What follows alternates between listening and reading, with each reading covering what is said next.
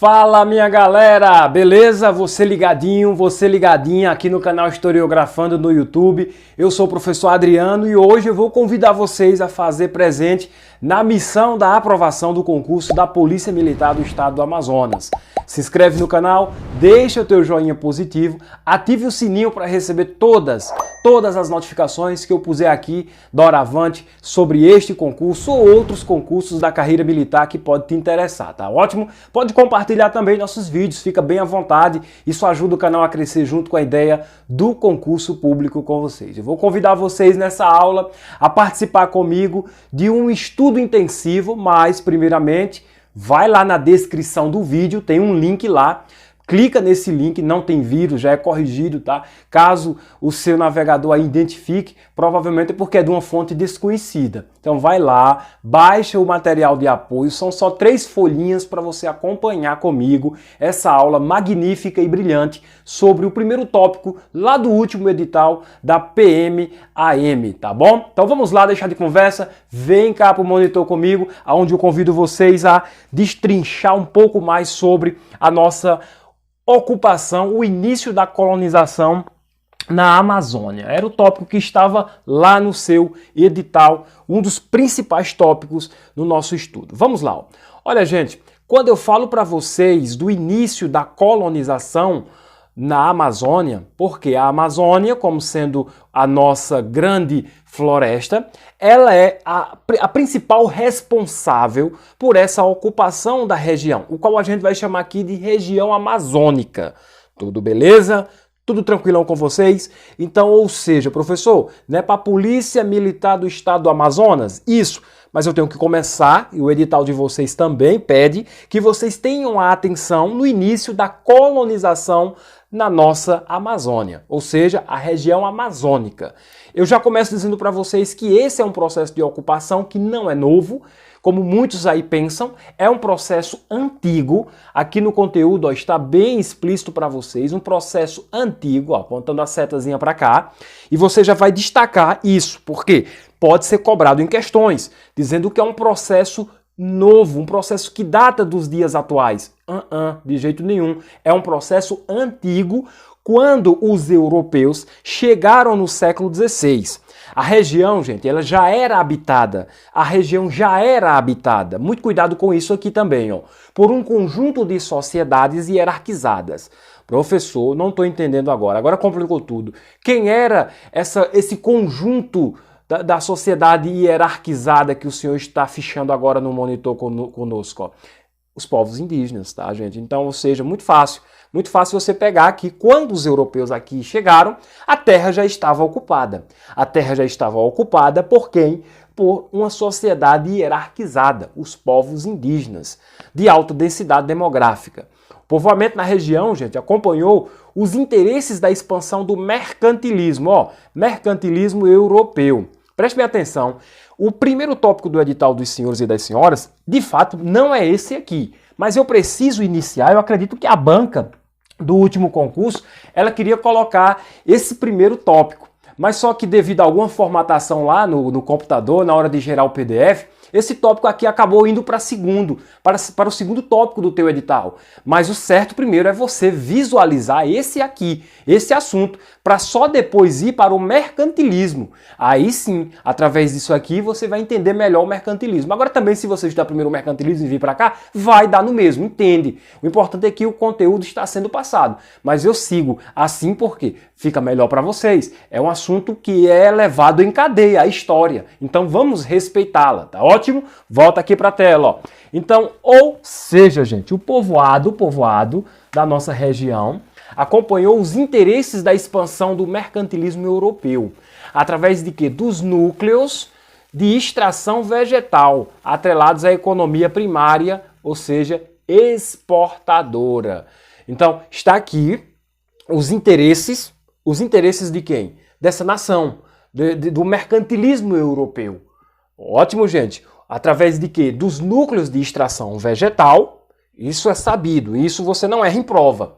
Atrelados à economia primária exportadora. Pronto, peguei esse tópico sobre a economia no início da colonização na Amazônia ou na região amazônica, já dá para me gabaritar alguma questão, não dá, professor?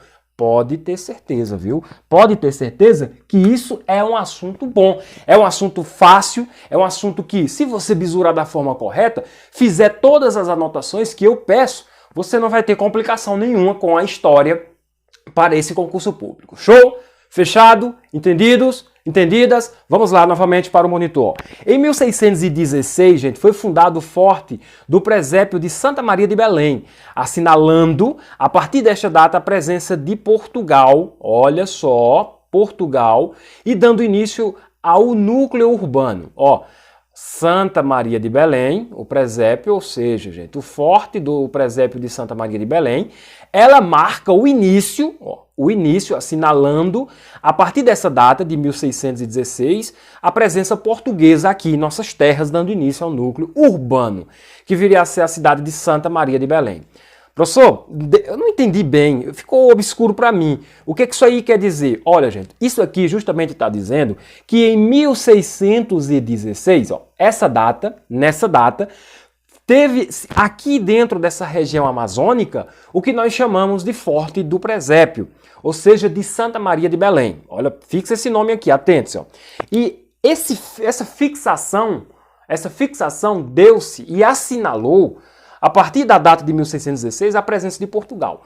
Pessoal, quando eu falo de forte, ó, fortificações, posso chamar de forte, prova de vocês pode aparecer forte, ou estelas. Vou fazer aqui com letra maiúscula tudo para que você entenda a minha fonte, senão você não vai entender nada. Isso aqui dá no mesmo. O que é que significa o fortes ou estelas? Uma marcação. Ó, marcação. Gente, quando um cachorro faz um xixi num poste, o que é que a gente costuma dizer? Que o cachorro está marcando o território. Então, não diferente, cara, quem chegasse aqui e estabelecesse um forte, uma fortificação que já era um local mais avançado, tinha estratégia até militar. Estela é você chegar lá e colocar uma barra de ferro ali e dizer, opa, aqui já está ocupado. Uma plaquinha no popular, tá?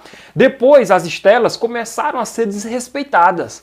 Por isso que era necessário fortificar. Por isso que o nome diz forte. Tudo beleza? Então, o significado de estela depois aprimora-se para forte, fortificar, fortalecer, digamos assim, guarnecer essa região. Volta cá comigo, ó.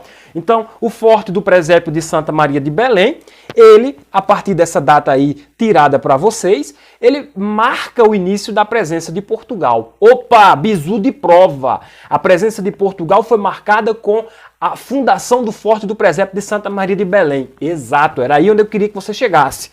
Dando início ao núcleo urbano. Professor, quer dizer que foi a partir da fortificação do presépio de Santa Maria de Belém, com a presença de portugueses, que nós tivemos início o que nós chamamos de núcleo urbano, com a primeira, digamos assim, a que viria a ser a cidade de Santa Maria de Belém?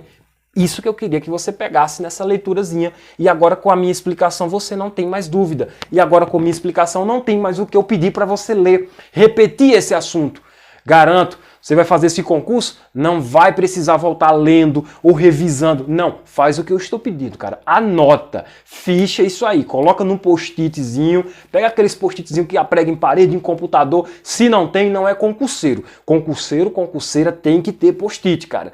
Nós não conseguimos reter tudo o que nós queremos no momento. Às vezes, por falta de um planejamento, de uma organização, é preciso voltar novamente assistindo às longas aulas. Desnecessário, cara. Se você já assistiu, é só falta de uma organizaçãozinha, de um post-it, tá bom? Vem cá comigo novamente, ó, para o nosso segundo slide.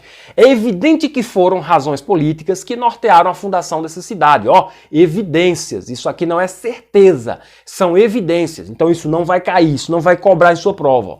Nesse sentido, os portugueses não se limitaram a espalhar feitorias e missões, também lutaram para expulsar quem? Os invasores. Olha só o primeiro entrave dos portugueses para com algumas nações, que a gente vai já voltar nessas nações. A gente nem chegou ainda a falar, elas estão aqui na frente, ó. Mas eu vou voltar um pouquinho para que vocês entendam. Ó. Nesse sentido, os portugueses, ó, bem aqui onde é que eu estou fichando, ó. Preste atenção, olha só, os portugueses não se limitaram a espalhar o quê? Feitorias e missões. Os portugueses não se limitaram, então quer dizer que eles fizeram o quê? Eles fizeram o arcabouço de feitorias e estabeleceram missões que tiveram assim como objetivo essas feitorias um entreposto comercial nessa área. Professor, não entendi. Como assim? Entreposto comercial. Gente, o objetivo das feitorias era servir como se fosse uma espécie de casa de alfândega, pegando todos os recursos e guardando ali para depois levar para Portugal. Então, ou seja, espalhar feitorias era um objetivo. E as missões, quando eu falo aqui, são as missões o quê? Jesuíticas, que a gente vai ver mais lá na frente. Então, quando você lê espalhar feitorias e missões, agora ficou fácil. O professor explicou, ficou fácil por demais, não foi isso? Também lutaram para expulsar quem? Os invasores. Agora sim, quem eram esses invasores? Ingleses, tá vendo só? Quem eram os outros? Irlandeses, franceses e holandeses. Ok, pessoal? Então, está aqui as nações, as quais elas foram, digamos, uma pedra no sapato para os portugueses. Porque os portugueses tiveram que expulsá-las, essas nações. Então, tá aí, ingleses, irlandeses, franceses e holandeses, a fim de garantir a posse do território. Então, a posse só seria efetivada se primeiro expulsássemos essas turmazinhas aqui, esses invasores. Os portugueses, que já possuíam vivência colonial formada na África e Índia, passaram então a dominar os povos indígenas, francamente organizados em termos de unidade política. Então, ou seja, os indígenas daqui, eles se organizavam em uma sociedade hierarquizada, na qual essa sociedade hierarquizada tinha também como organização a unidade política. Exatamente, existia um cacique, o qual esse cacique era o detentor ali de todos os direitos sobre os demais. O líder mandava, obedecia quem tinha juízo. Então, em 1621 foi criado o Estado do Maranhão e Grã-Pará, com sede em São Luís, como unidade administrativa separada do Brasil e subordinada a Lisboa. Sofria dificuldades de comunicação e de transporte marítimo com a sede do governo geral do Brasil. A priori, esta separação foi meramente administrativa, mas com o decorrer dos anos veio a configurar uma profunda diferença entre as duas regiões no âmbito político e econômico. A atenção dessa abordagem recai basicamente sobre o Grão-Pará, ainda que unido administrativamente ao Maranhão até meados do século XVIII. Dele se diferenciou economicamente no decorrer dos anos. No Maranhão predominou a cultura do algodão, diferente do extrativismo reinante no Pará. Então aqui, gente, nesse parágrafo, você vai precisar fazer uma leiturazinha atenta, uma leiturazinha aqui para mim te explicar essa leitura. Eu preferia trazer questões, tá? Já que nós estamos no início da nossa aula, estamos só começando os nossos assuntos, eu vou aqui